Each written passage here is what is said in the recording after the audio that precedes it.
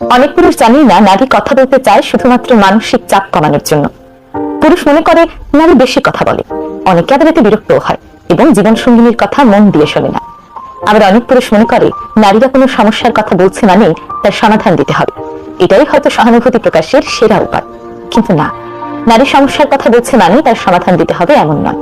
নারী অনেক সময় সমস্যার কথা বলে শুধুমাত্র অনুভূতিগুলো ভাগাভাগি করে নেওয়ার জন্য, সমাধানের জন্য নয়।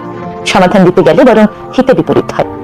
এভাবে এই ভুল বোঝাবুঝির কারণে সম্পর্কে টানাপোড়েন সৃষ্টি হয়। পুরুষ মনে করে নারী অযথায় অভিযোগ করছে, আর নারী মনে করে পুরুষ তার অনুভূতিকে কোনো গুরুত্বই দিচ্ছে না। সবসময় সমস্যা সমাধানের জন্য নারী বলে না, সমাধানের জন্য সবসময় কথা শুনতেও নেই, মাঝে মাঝে অনুভূতি বোঝার জন্য শুনতে হয়। শুধু এটুকুই বলুন, হ্যাঁ আমি তোমার পরিস্থিতি বুঝতে পারছি, এটা ভীষণ কঠিন, আমি তোমার পাশে আছি। এটুকুতেই নারী অনেক বেশি শান্তি পায়। যদিও পুরুষের স্বভাবই হলো সমাধান দেওয়া, তাই কথার মাঝে মাঝে ছোটখাটো দিক নির্দেশনা দেওয়া যেতেই পারে। যেমন, শুধুমাত্র তোমার সাথে শেয়ার করলাম, তাই আপনার জীবন সঙ্গিনীর কথাগুলো মন দিয়ে শুনুন। এতেই দেখবেন তার অভিযোগ অনেকাংশে শেষ হয়ে গিয়েছে। একজন শুনতে শিখলে আরেকজন বুঝতে শিখলে ভুল বোঝাবুঝিগুলো এমনিতেই কেটে যায়। কারণ সম্পর্ক টিকে থাকে বোঝাপড়ার উপর, বিতর্কের উপর নয়। প্রতিটি মানুষেরই শোনার মতো একজন মানুষ থাকুক।